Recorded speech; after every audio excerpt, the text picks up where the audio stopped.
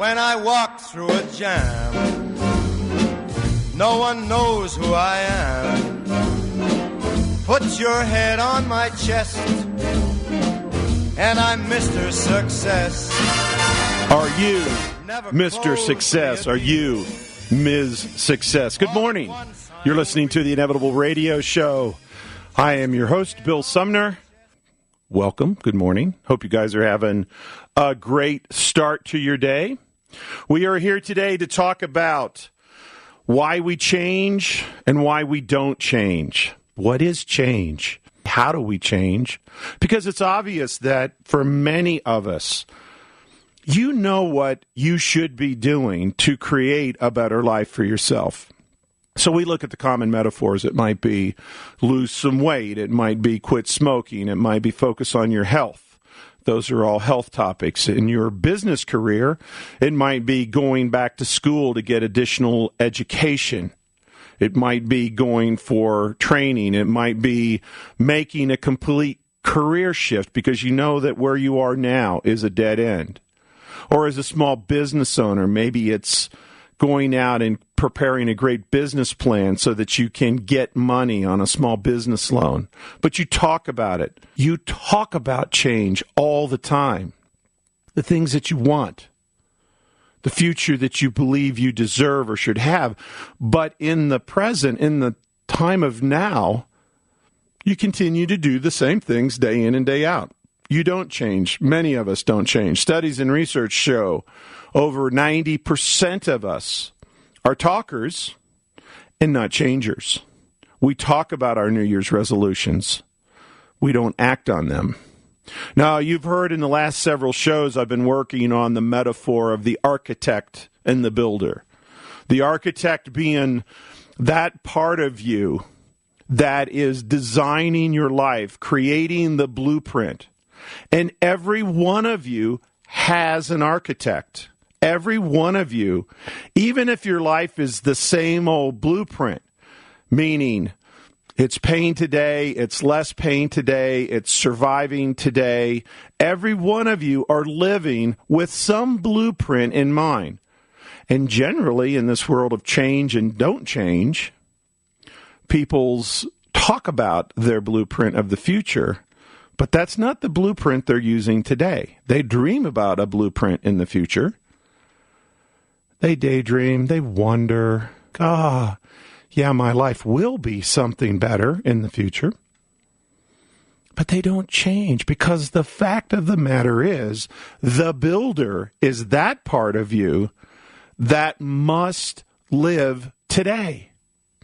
The builder is the one with a hammer and a saw and nails and screwdrivers, and in the course of your daily life today, gets up, goes to work, gets up, goes to the gym, gets up, gets the kids off to school, stays up late working on a great proposal, goes and makes a courageous sales appointment, or not, goes to the gym after work, or not, works on the New Year's resolutions or works on the blueprint that the architect designed, or not. You have choices. And so in this world of change, what change really means is, one, you have the courage to design and really mean a new blueprint. Two, you have courage and you actually begin, work on building according to a new blueprint. So you wake up tomorrow morning and you actually start your diet. You wake up tomorrow morning and you sign up for more training at work or your own extracurricular training that's going to affect your job. Or you actually place that phone call that's going to be the biggest courageous bid that you've ever made this year, this part of your career. You go out on a limb, you write an email to the president of the company. You're a small business owner. You commit to a business plan. You make an appointment with the bank, or not. Because the interesting thing, and I want you to understand this, and this is review, but I want you to understand this, in the architect and builder metaphor, meaning you're designing your blueprint, or have a blueprint, or own the blueprint, and then you have a builder that's actually building either according to the blueprint or cutting corners and playing short and not creating what the architect designed, or living according to a much older designed blueprint that's not yours. It's a family of origin. It's a coach or a teacher that told you you couldn't. And so you build according to that blueprint, talking about another one, but secretly knowing that you're building to another blueprint. But in that space, you are building every day. You are building. What is the design you're using? Do you have the courage to change that design? And ultimately, that's what change is. It is that energy and momentum to courageously modify your blueprint when other people are telling you don't, stop, you can't. Don't be a fool. Maybe your inner voice is screaming at you. Maybe the old architect is threatened. We're talking today about change. Why we change, why we don't change. There is a 3-step cycle we're going to talk about today. Write this down. Not if you're driving. Don't write this if you're driving. The 3-step cycle is decide, commit, and integrate. Feel those 3 words. Think of those 3 words. Look at those 3 words when you write them down. Decide, commit, and integrate. Very quickly, what that means is most people, when they look at the blueprint, at the architect's blueprint, they have to decide, are they going to change it? I decide to lose weight. I decide to get married. And I love the marriage metaphor in this model, because it's one of the places you can so clearly see the difference between a decision, a commitment, and an integration. Because they are 3 different places on the blueprint. They are 3 different places you create from. They are 3 different places that reality happens to you. In the decide phase, you decide to get married. You've talked about it. Let's make a decision. Let's get married. Will you marry me? Now, the commitment phase is completely different. How many couples do you know that get engaged and don't set dates? Get engaged and love one another, but aren't ready to get married. What that means is they've decided to get married. They haven't committed to it. So deciding to lose weight may mean you set your date to begin your diet, but you didn't clean your pantry out. You didn't sign up for Weight Watchers or some program. You didn't commit to your decision. You made the decision, but there is a higher level program that gets involved where you commit to the blueprint that the architect is providing you. Commitment is very different than the decision. I decide. I commit. Commitments go from I should lose weight to I must lose weight. Commitments go from I should get in shape because in a year my reunion is coming to I must lose weight now because my reunion is in 2 months. Thank you for listening to the Inevitable Podcast. Please visit our website for more information on this extraordinary coaching system at www.theinevitableyou.com. Then, sign up for your 2-week free trial of our membership to gain access to hundreds of hours of amazing content and tools just like this. Now, back to Bill. And the integration phase is you have stood on the altar of life. You have exchanged vows. You have exchanged rings.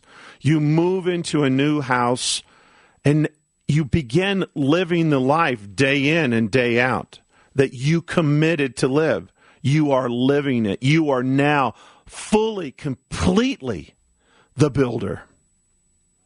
And you're hammering away, and you're sawing away, and you're measuring away, and you are building your life. The question today is, Are you building according to an old blueprint? Are you building according to some unconscious blueprint that, like some lemming, you're just following to the sea?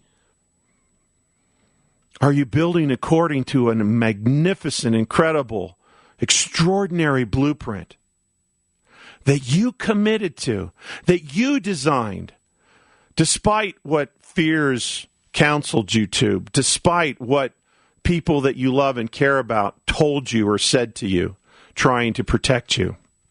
Even going back into those old family of origins, if they're a crappy family, at some level, they still did what they did because they thought it was the best thing to protect you. So there's still an element of good in the program that has you playing small, has you defensive, has you worried to death about your life and afraid to live large and step out and step up and live this incredible life that you dream about, that you dream of a blueprint, but you don't build to. And ultimately, that's what this show is about. Good morning, Charlie. Welcome to the program. Hi, how are you? I'm awesome. How are you? Great, thank you. Yeah, I just turned to your station and I heard you talking about the blueprints and architects, and it's kind of interesting because I'm a builder, and I understand you could have a bad blueprint and be a good builder, and you end up with a terrible product. Oh, Charlie, dude, that's exactly why we have this program, because so many people intuitively feel like, gosh, I'm trying so hard and I think I know what I'm doing and I'm a good guy or I'm a good gal. Why does my life suck? Why do I struggle so much? And then they'll only thing they have to think about at that point is it must be because I'm not very good or I don't deserve that. But the reality is you really have to go inside and look at what blueprint am I building to today? My career, my company, my job, my relationship. And you're going to discover that many times, many more times, people are incredible builders, but they're building to somebody else's blueprint. They've never been taught to sit down and redesign, re-architect what it is they're building to. Yes. And when you do that, think about what you could redesign in terms of a business or a career or a body, or a relationship, and then begin building to a new design. That's fundamentally what so many people wrestle with. Their designed blueprints are unconscious. They've been handed to them. Think about this, Charlie. If you ever want to understand who we are in our raw, organic, natural power state, look at 4-year-olds. Because 4-year-olds have enough consciousness that they're running around the planet, but they're not in first grade yet. So they haven't been told yet at a very serious level, sit down, shut up, and look like every other kid in your row. And that's how you succeed in life. A 4-year-old runs around and their blueprints are incredible. They believe they can fly. They believe that they have magic. They are happy at a level 10. They're sad at a level 10. But they live life incredibly real. Does that make sense? Yes, it does. I have a 5-year-old, and that's exactly how she is. And think about if you could design, redesign, recommit, reacquire a blueprint that would allow you to live at that same level of truth and integrity and greatness. That would be amazing. Yeah. And then when you go to build to that new blueprint, again, you're going to have bad days, and there's going to be parts of the design that don't work. And as a builder, you know how powerful this is. There's sometimes when the blueprints say the closet should fit there, and it doesn't, so you got to improvise. But you're happy with the house, and if you build to a blueprint and it's a Taj Mahal blueprint or it's an incredible blueprint, it's still just hammers and nails and wood and sheetrock. And to be great on this planet, it's as simple as that. Yeah, sometimes the problem is the financing on the blueprint. Yeah, but that's a really interesting question, because now you have to look at, because this metaphor, if it works, you're going to have to go and look at your blueprint for acquiring capital. Do you have a blueprint for acquiring capital? Not a very good one. Yeah, see?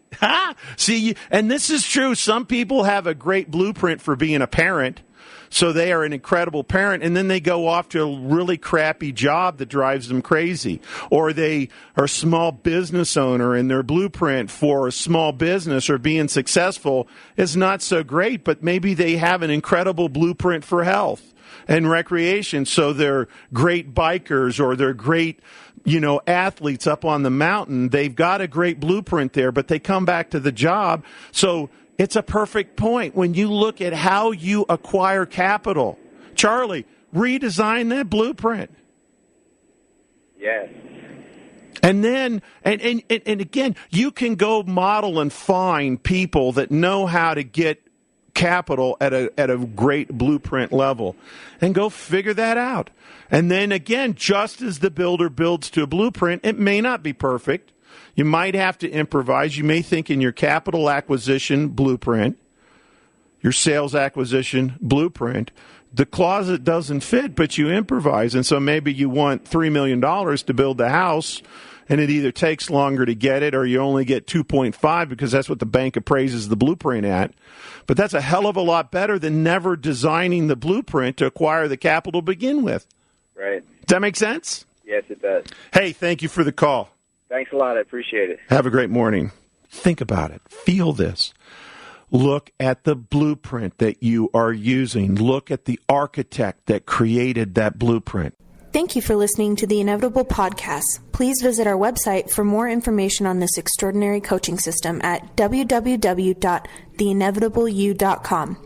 Then, sign up for your 2-week free trial of our membership to gain access to hundreds of hours of amazing content and tools just like this.